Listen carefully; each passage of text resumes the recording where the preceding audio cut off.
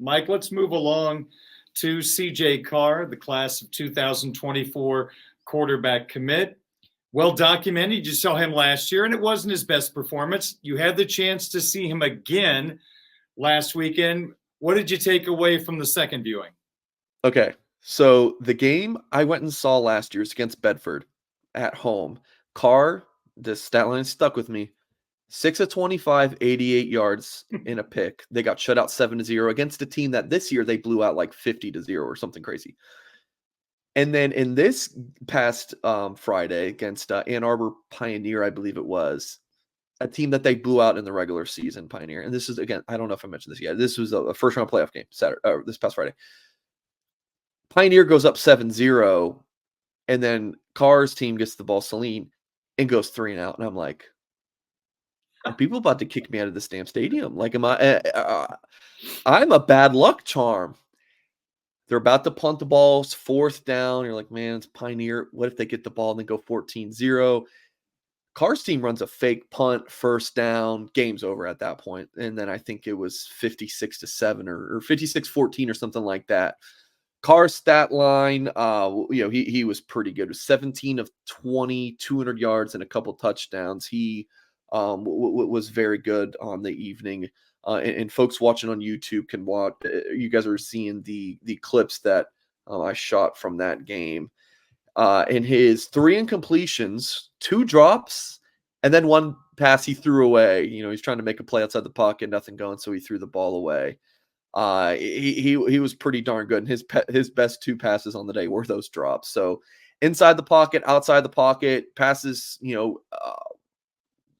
just short into the outside, deep balls. It was a routine, very strong performance from CJ Carr. This is what you come to expect with CJ Carr. Very solid, strong performance. He's one of the best passers in the country for a reason. He's methodical, Darren. He can just pick you apart. He's a solid player, Darren. He, in my opinion, he's like a top 50 player in the country. He's going to be a really good one to come to Notre Dame this winter. I think he's got a really high floor with a pretty high ceiling as well. We'll see. When he gets to Notre Dame, if the Irish do bring in a transfer, he can sit and learn as a freshman, kind of get used to the transition from high school to college ball, and then he'll be right there competing for the starting job as a sophomore. Definitely high expectations for CJ Carr at Notre Dame. I love how he went through his progression several times in this video that you're showing, and the accuracy has really stood out. Just in terms of that team, what they need from him, do they have him run a whole lot? Not a ton, but he does. He'll run a few times a game, and again, like I said, he's good outside the pocket as well, just extending plays with his legs. I mean, he's like the modern day quarterback. The size, the accuracy, the vision, the mobility, everything. Like, he's a pocket passer who is mobile. That's what you want. Like he checks every box. Like even the intangibles. Right. He checks all of those as well. The leadership, just like having that dog in you at the quarterback position, the confidence, all that stuff. He's got it, Darren. And lead recruiter. And a lead recruiter. He hasn't been to campus as much this fall, maybe as last year. I know they have film on Saturday mornings, so it's tough. Like, he wants to go out, a state champ. That's the goal. They do have a pretty tough test this Friday. The team that knocked them out last year was Belleville, and it was a thrilling game, high-scoring one.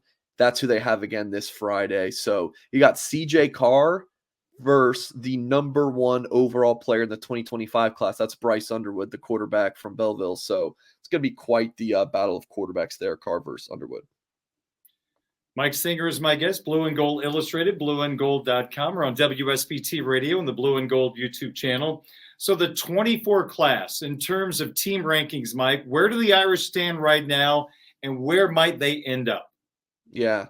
So last week, Darren, I was checking out the team rankings, and I was like, Notre Dame's at 7. I was like, they hadn't landed a commitment in the 24 cycle since Gerby Lambert. Was that in late August or maybe early September. I can't remember, but I was thinking to myself, when Gerby committed, Notre Dame shot up from 13 in the country to number 8 per the On3 industry team rankings. And I was like, man, they've even moved up since then, due to Cam Williams getting a bump up to 5-star status, just Notre Dame commits rising in the rankings. I guess I shouldn't have said anything. I wrote an article on it. Hey guys, like Notre Dame's number 7, then they dropped to 8, and now they're at number 10. And the thing is, how On3 does their recruiting rankings for the team, it's an average score of your recruits. So to scale up to, what is it, 100 or something, like 100 being the perfect recruit you never see, but like a 97, it's like a 5-star, whatever it is.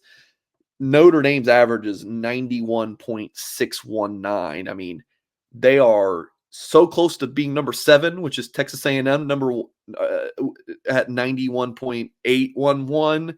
But then you look behind, I mean, then there's Michigan at 14 at 91.047. So it's like, it's so close between like 6 and 14. You're pulling teeth, but Notre Dame sitting right there at number 10 with its 23 commits, one of them being the 5-star and receiver Cam Williams from Chicago, 14 4-star prospects, and then 8 3-star prospects. So, as I've said before, if Notre Dame holds this number 10 spot, that'll be 3 straight years of top 10 finishes for Notre Dame, something that Brian Kelly hasn't done, and it's been since 2006 to 2008, if my memory serves me correctly, that Notre Dame has done so.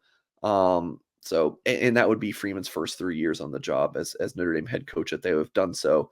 Pretty good recruiting for the Fighting Irish. I mean, when you think back at some of those Notre Dame teams that made a college football playoff previously, they weren't really like, think about the 2018 team that made the made the college football playoff. Those recruiting rankings, and it's not the be all end all, but you look at those, they don't, on paper, classes don't stack up to what they are now. So Notre Dame, it's closing the gap a little bit, maybe, because they're recruiting at a higher level than they were before, especially at the quarterback position. Look at Minchie to Carr to Deuce Knight. Yeah. Recruiting's going pretty darn well for the Fighting Irish, Darren. Just need to hit on one of these quarterbacks to help pull along the other spots that you're hoping to upgrade as well. Yeah, like I said, Darren, recruiting, it's going pretty well for the Irish.